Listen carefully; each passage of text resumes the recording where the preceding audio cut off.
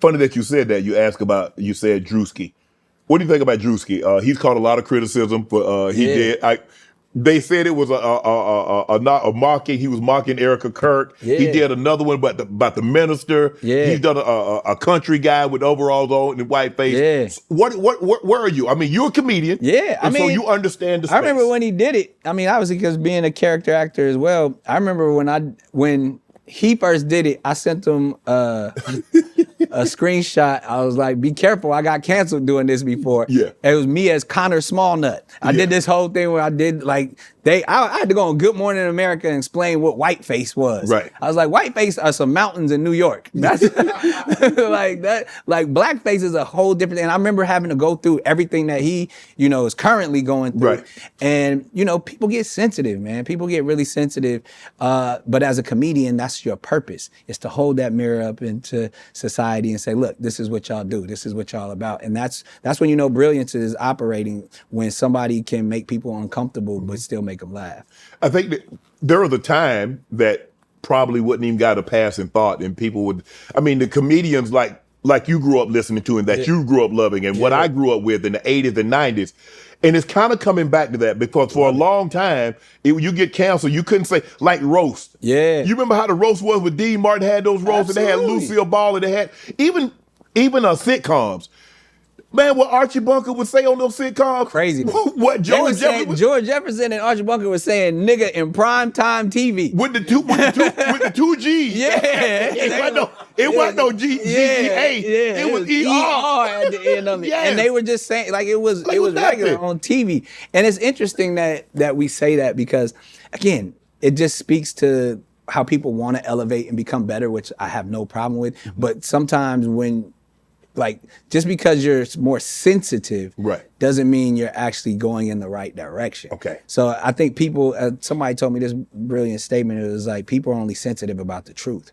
And if it's a lie or something like that, it'll just go by. But if it hits something inside you, like, ooh, it's ringing some truth in there. So therefore, that's what makes it. It's that one tooth that hurt and that air hit it. Yeah. That's why you sensitive, because they're really hitting on something that's poignant. So I welcome it. That's our job as comedians. Right. And like I said, I went through that fire a couple of times. I've been canceled so many times, but I remember I was doing whiteface on Nickelodeon. Right. Like if you go back and look at the NickCannon show, I got a character called Dirty Larry, where I was an old white, like just from the bottoms, trash like worker type of dude.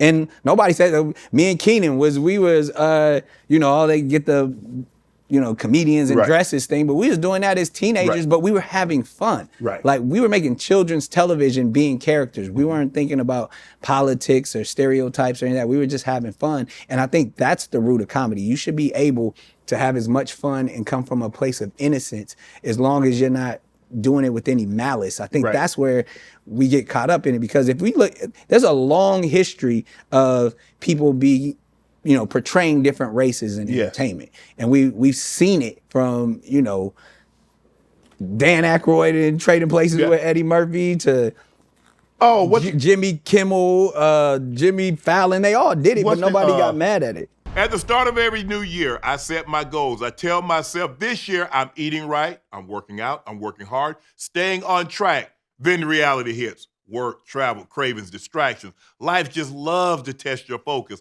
I've been there. I've fallen off, but I don't stay down because Amazon helps bring me back up every time.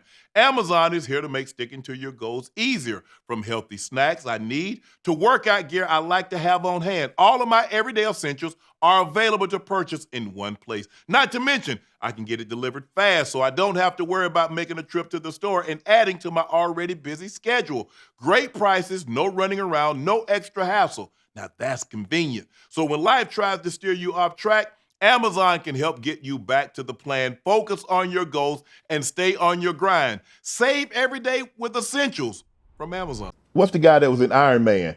Oh, Robert Downey Jr. and Tropic Thunder.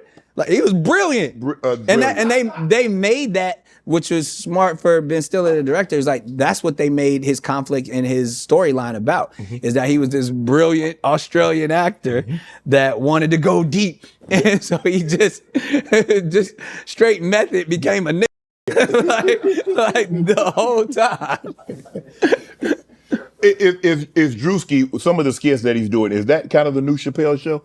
I think it is. I think that's kind of what I was getting at, to where like the platforms and the landscape is so different that like that's the way you got to do it. Like, cause you know, TV is not what it used to be. We used to literally turn on the TV, set our timers, set our TiVos to record all the Chappelle shows. Yep. Now that's in our pocket. Yep. So I think if you're not doing it the way this generation is doing it, it's not going to hit the same. No. Because that was controversial. That was news. That was like, oh, did you see when he said, like, you got to be on these phones to be able to do that. And digital is where it's headed. Yeah, and you got to be able to move like that. You know, like I said, Dave on the mountain. You know, this nigga bought a whole city.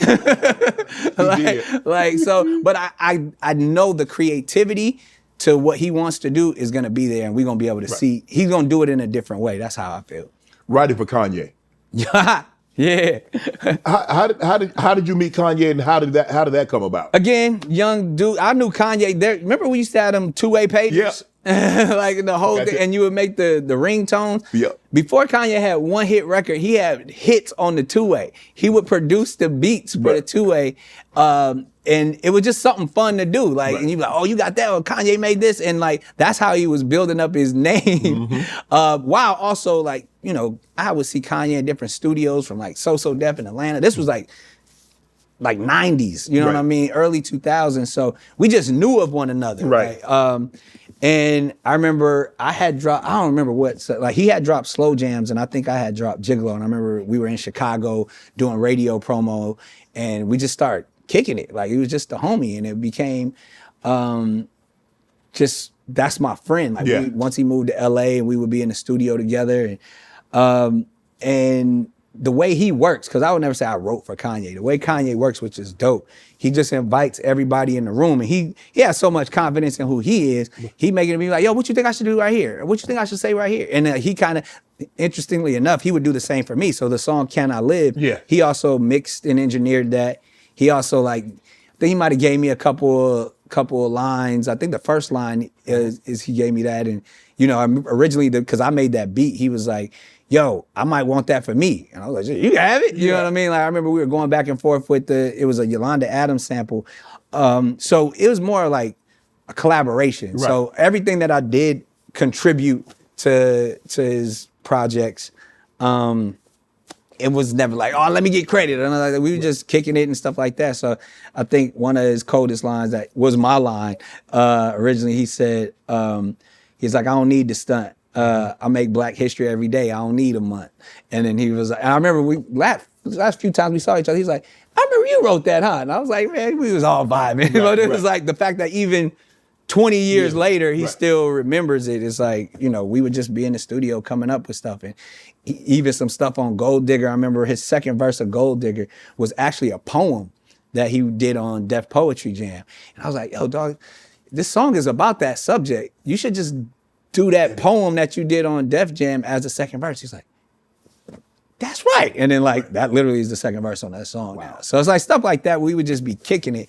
But stuff that I don't know if he remembers or stuff that I forgot and stuff like that, because we were together so much, you know, in our earlier years. And ultimately, and it's probably when I think about my music career, which I always like, there's so many mistakes that I made and different choices that I should have stood my ground on, because I never took being an artist seriously. I was so focused on being a comedian and an actor. I just did music because I could and it was fun. But I remember I was gonna sign with Good Music before anybody else was on. I remember he was telling me about it and stuff.